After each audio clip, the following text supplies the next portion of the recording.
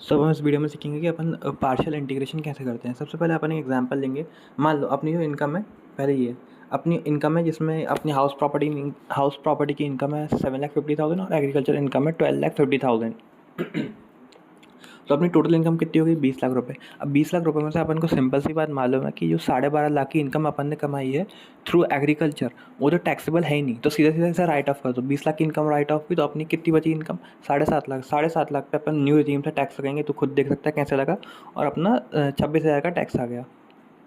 अब हम एक चीज़ करेंगे, एक सिंपल चीज़ करेंगे। हम लोग देखेंगे हमारा जो टैक्स लगा वो परसेंटेज ऑफ इनकम पे कैसे लगा। टेक्निकली तो हम लोगों ने 20 लाख रुपए कमाए, हमें मालूम है, गवर्नमेंट को भी मालूम है कि हमने 20 लाख रुपए कमाए हैं।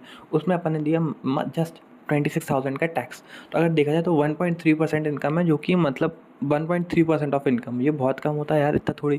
फिर तो आप जो लोग एग्रीकल्चर इनकम नहीं कमा रहे हो उन पर तो आप तमाचा मार रहे हो यार कि तुम क्यों नहीं कमा रहे, तुम कमाओ तभी तो तुमको रिबेट मिलेगी, आई मीन एग्जाम्प्ट हो गए। पर ये गलत बात है। तो अपन इन पर करेंगे पार्शियल इंटीग्रेशन, मतलब उन लोगों को बिना बताए कि उनकी इनकम पे टैक्स लग रहा है, अपन इनडायरेक्टली टैक्स उनसे चुरा लेंगे। अब देखो, अब इसके लिए हम लोग ये लाइन पढ़ेंगे, क्या लिखा? For the purpose of calculation of tax agriculture income shall be included in the total income for ascertaining correct tax rate which at the rate which non agriculture income shall be taxed. इस line का मतलब क्या है मुझे नहीं पता, खुद पढ़ लो, जो तुम्हें समझ में आए वो आ जाएगा। इसमें मैं तुमको सीधा एक फार्मूला रहता है, वही फार्मूला अप्लाई करना और बस अपना सब काम खत्म हो जाएगा। सबसे पहला हो स्टेप 1 पे। स्टेप 1 हमें कहती है भैया तुम अपनी टोटल इनकम पे टैक्स निकालो स्लैब रेट की वजह से। स्लैब रेट क्यों? इस क्वेश्चन में स्लैब रेट एप्लीकेबल है क्योंकि हमने 7.5 लाख रुपये हाउस प्रॉपर्टी से कमाए जिस पर स्लैब रेट रहती है। एग्रीकल्चर इनकम को हम मान रहे हैं कि वो नॉर्मल इनकम है, इसलिए हम लोग उस पर स्लैब रेट लगाएंगे, और कोई सी स्पेशल इनकम है ही नहीं क्वेश्चन में। सो अपन बकायदा स्लैब रेट लगाएंगे। 15 लाख पे आएगा 1,40,000, बैलेंस 5 लाख पे आएगा 1.5 लाख, और टोटल आएगा 2,90,000 का टैक्स बिफोर सेस। ये आ गया, सरचार्ज की तो कोई बात ही नहीं है। अगर आप अब अपन आएंगे, अब ये वाला थोड़ा कंसेप्ट है ना, ये थोड़ा इंपॉर्टेंट है। स्टेप 2 क्या कहती है? आपको एग्रीकल्चर इनकम लेना है, यानी आपके 12.5 लाख की, उसमें अपन ऐड कर दो 3 लाख की बेसिक एग्जाम्पशन लिमिट। 3 लाख की क्यों? क्योंकि भैया ये है न्यू रिजीम। न्यू रिजीम, ठीक है, अपन ने ऊपर देख लिया, न्यू रिजीम है। अपन अब इस टोटल इनकम को कंबाइन करेंगे, टोटल आंसर आएगा अपना 15,50,000। ये रहा 3 लाख प्लस 12.5, 15,50,000। पहले 15 लाख पे 1,40,000 की इनकम, बाकी के बचे हुए 50,000 पे अपन लगाएंगे 15%, अपने 30% का टैक्स, और आएगा आंसर 15,000। सो टोटल अपना टैक्स कितना हुआ? 1,55,000। अब स्टेप 1, अब 2 हो गया ये। पहले अपन ने टोटल इनकम कंप्यूट करी, उस पर स्लैब रेट पे टैक्स लगाया, फिर अपन ने सिर्फ agriculture income along with basic exemption limit add करी, और उसके बाद जो इनकम आई उस पर स्लैब रेट से टैक्स लगाया। अब थर्ड स्टेप क्या है? थर्ड स्टेप कुछ नहीं, आपको स्टेप 1 माइनस स्टेप 2 कर दो। स्टेप 1 आपके 2.9 लाख का टैक्स आया था, माइनस कर दो 1.55, देख ले 2.9 माइनस 1.55, 1.35 आया, डालो इसे यहाँ पे, ठीक है। सो 1.35 का 1.35 लाख का टैक्स आया। अब नेक्स्ट स्टेप है, अपन इनको देंगे मार्जिनल रिलीफ। मार्जिनल रिलीफ क्यों? क्योंकि अब भाई इसकी इनकम देखना भाई, तो 7.5 लाख रुपए इनकी इनकम आई है, ठीक है। अब 7.5 लाख रुपए की इनकम पे इसने मतलब टेक्निकली जो गवर्नमेंट मान रही है इसकी इनकम है 7.5 लाख रुपए, अपन भले ही अलग बात है वो छोड़ो, और इसने टैक्स दिया 1.35 लाख का।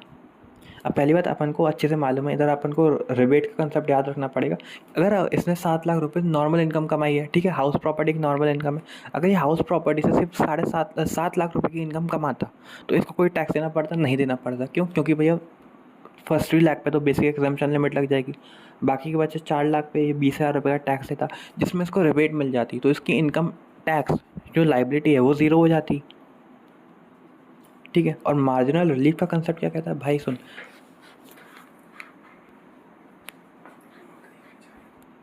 सो मार्जिनल रिलीफ का कंसेप्ट क्या कहता है? वो ये कहता है, सुन, कि अगर तेरी इनकम 7 लाख से ऊपर बढ़ गई है या किसी और थ्रेशोल्ड से ऊपर बढ़ी है, तो जितनी इंक्रीज इन इनकम होगी, अगर उससे ज़्यादा टैक्स बढ़ रहा होगा तो तू डिफरेंस दे देना उनका, ठीक है। तो अपन वही देख रहे हैं, अपनी इनकम 7 लाख से हुई 7.5 लाख, यानी 50,000 के इंक्रीज़ आया, ठीक है। पर अगर अपन टेक्निकली देखा जाए हमारा टैक्स कितना बढ़ा? टैक्स हम क्या मान रहे थे कि 7 लाख पे तो हमको टैक्स देना ही नहीं है, क्योंकि हमारी हाउस प्रॉपर्टी थी, उस पर अपन देते हैं ज़ीरो टैक्स। उसमें से उसके बाद ज़ीरो टैक्स से बढ़कर इंक्रीज़ हो गई है वो 1.35 लाख तक, वहाँ तक पहुँच गई है। तो अपना डिफरेंस देख ले, 1.35 लाख एंड 50,000 का डिफरेंस क्या आता है? 85,000। अपन इस 85,000 को 1.35 लाख से राइट ऑफ कर देंगे, तो कितना बचेगा? 50,000। 50,000 में अपन 4% का रिबेट जोड़ देंगे, सॉरी सेस जोड़ देंगे, HEC। टोटल 52,000, ख़त्म क्वेश्चन। ये था कंसेप्ट, बाकी देख ले। एक लॉजिक ये पाया गया है इस BEL को ऐड करने का, क्योंकि BEL क्या होती है, 3 लाख रुपए। 3 लाख रुपए पे अगर आपने जोड़ भी दिया तो पहली बात, आप जैसे ही टैक्स कंप्यूट करोगे सबसे पहले 3 लाख कट जाएंगे बेसिक एग्जाम्पशन लिमिट के नाम पे। तो ऑटोमेटिकली अगर आप सही मायनों में जब आप टैक्स कैलकुलेट करोगे तो आप अपनी एग्रीकल्चर इनकम पे ही कैलकुलेट करोगे, क्योंकि BEL तो कट नहीं है। अगर आपने मान लो BEL ऐड नहीं करते तो आपकी जो जो प्रॉपर आपकी एग्रीकल्चर इनकम थी इस क्वेश्चन में जैसे 12.5 लाख, वो नहीं आती, उसकी जगह होती 9.5L, क्योंकि वो 3 लाख तो बेसिक एग्जाम्पशन लिमिट के तौर पर कटते। ये एक हो सकता है रीज़न, सर ने बताया। अब यही ऐसे ही याद कर ले।